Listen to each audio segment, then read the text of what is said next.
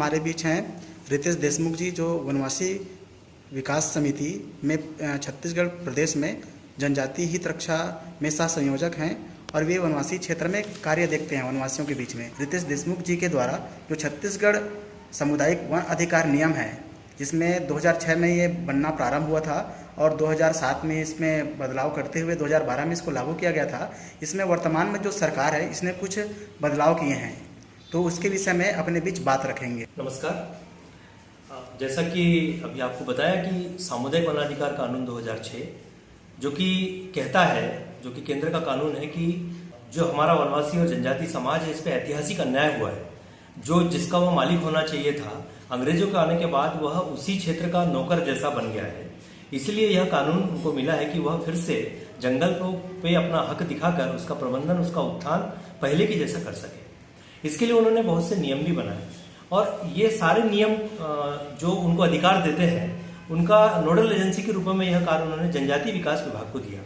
अभी कुछ दिनों पहले छत्तीसगढ़ सरकार ने नोडल एजेंसी के रूप में जनजाति विकास विभाग, आदिवासी विकास विभाग जिसे हम कहते हैं, उसको हटाकर वन विभाग को ही नोडल एजेंसी और समन्वय का आदेश पारित किया। सवाल ये पैदा होता है कि ऐसा कृत्य एक तो केंद्र शासन ने जो कानून बनाया है उसके विरुद्ध है, क्योंकि उसमें स्पष्ट लिखा है कि इस सामुदायिक वन अधिकार में नोडल एजेंसी के रूप में आदिवासी विकास विभाग, जनजाति विकास विभाग ही रहेगा। दूसरा, अगर यह नोडल एजेंसी वन विभाग हो जाती है या समन्वय वन विभाग को दे दिया जाता है, तो जो अभी तक चल रहा था कि जंगल पर जितना भी प्रयोग किया जाता था, जो भी जंगल के अधिकार की बात आती थी, तो फॉरेस्ट डिपार्टमेंट ही उसमें अग्रसर और आगे रहता था, अपने नियम बनाता था। लेकिन इसमें चूंकि जनजाति विकास विभाग को नोडल एजेंसी केंद्र ने इसीलिए ही बनाया है कि यह ग्राम सभा तय करेगी कि उसके गांव को जितना जंगल मिला है इस कानून के तहत, उसको कैसे विकसित करे, कैसे आगे बढ़ाए। तो अगर फिर से यह वन विभाग के पास ही चला जाएगा तो इस कानून का कोई अर्थ नहीं रह जाता है। जैसा अन्याय पहले चल रहा था वैसा अन्याय चलते रहेगा और केंद्र ने जो इनके लिए अधिकार की बात की है कि यह ऐतिहासिक अन्याय दूर किया जाए, यह ग्राम सभा को इसका अधिकार मिले, जिसका कि प्रमुख कार्य जनजाति कार्य विभाग देखता है, उसके हाथों से यह सब निकल जाए। एक और प्रश्न यह है कि जैसे कि राज्य सरकार ने इसका अधिकार जनजाति विकास विभाग से लेकर वन विभाग को दिया है, तो इससे वनवासियों मतलब समस्या किस बात की है? जी, बहुत अच्छा प्रश्न है।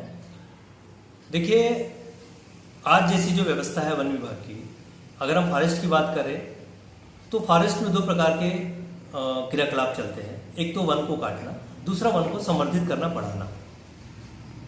आज यदि आप किसी वनवासी से पूछते हैं, वहां रहने वाले व्यक्ति से पूछते हैं कि पहले तुमको, बहुत साल पहले तुम्हारे जंगल में क्या होता था, तो वो निश्चित तौर पर बताएगा कि मेरे जंगल में आंवला बहुत होता था, मेरे जंगल में महुआ बहुत होता था, हर्रा बहेड़ा की भरमार थी, लेकिन अब हमको देखने को नहीं मिलते।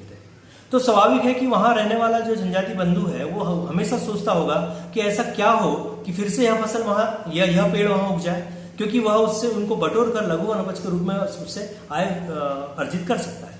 लेकिन अभी उसको इतना अधिकार नहीं है। उस जंगल में क्या लगाना है, क्या नहीं लगाना है, क्या काटना है, क्या नहीं काटना है, ये सब कुछ वहां का फॉरेस्ट डिपार्टमेंट स्थानीय स्तर पर तय करता है। वो कभी भी नहीं पूछता इन लोगों से, इनमें इनकी खुद की रुचि, इनका खुद का मतलब इच्छा कभी पूछी नहीं जाती है। अब मुझे बताइए, किसी जंगल में आंवला बहुत ज्यादा होता था, लोग जानते भी कि आंवला होता था, मतलब उस जंगल का अनुकूलन वातावरण आंवला के लायक है। लेकिन जब फॉरेस्ट डिपार्टमेंट अगर उसमें संवर्धन की बात करता है तो उसमें या तो नर्सरी लगा देगा, या तो टिम्बर सागौन लगा देगा, या तो फिर उसमें यूकेलिप्टस लगा देगा। तो उससे वहां के रहने वाले जनजाति को क्या फायदा है?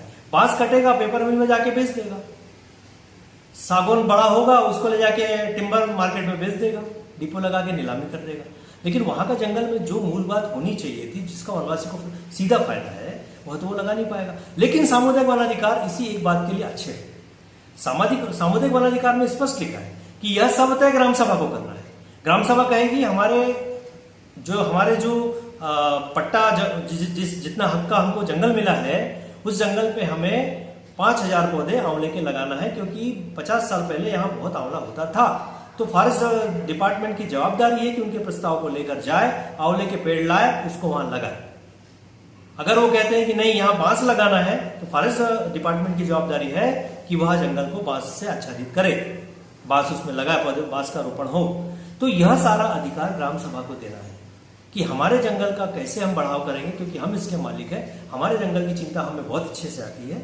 हम अपने जंगल को कैसे बढ़ाना है ये हम तय करेंगे, बाहर से आने वाला फॉरेस्ट का आदमी नहीं। ये इसकी सबसे जो इस कानून के जो सबसे खास बात यह है कि सारे जंगल का जो अधिकार है वो ग्राम सभा को होगा, उस गांव के लोग तय करेंगे। वो इतना भी तय कर सकते हैं, हाँ इतना भर इस कानून में है कि उनको शिकार और इमारती लकड़ी काटने का अधिकार नहीं है।